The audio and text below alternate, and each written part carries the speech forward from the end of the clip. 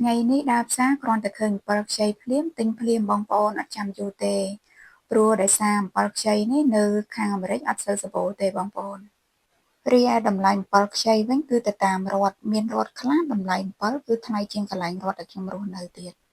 បាទនិយាយទៅមានបងប្អូនមួយចំនួនគាត់សើចខ្ញុំគាត់ថាគ្រាន់តែឃើញអំពិលខ្ចីហេតុអីក៏សប្បាយចិត្តម្ល៉េះ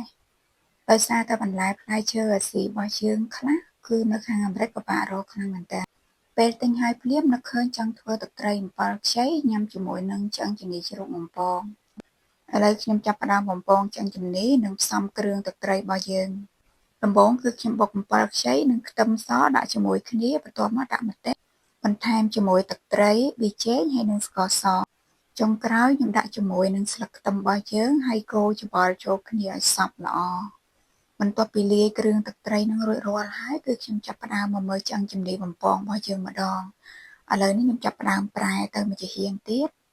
ចំពោះសាច់ឆ្អឹងជំនីគឺខ្ញុំមានដាក់អំបិលចូលបន្តិចដើម្បីឲ្យសាច់យើងមានរសជាតិឥឡូវឆ្អឹងជំនីបំពងយើងគឺរួចរាល់ហើយបងប្អូន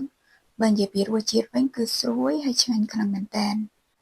តោះបងប្អូនទាំងអស់គ្នាអញ្ជើញពិសាសូមអរគុណបងប្អូនដែលតែងតែទស្សនាវីដេអូរបស់ខ្ញុំកុំភ្លេចចុច like និង share ដើម្បីទទួលបានវីដេអូថ្មីៗទៀត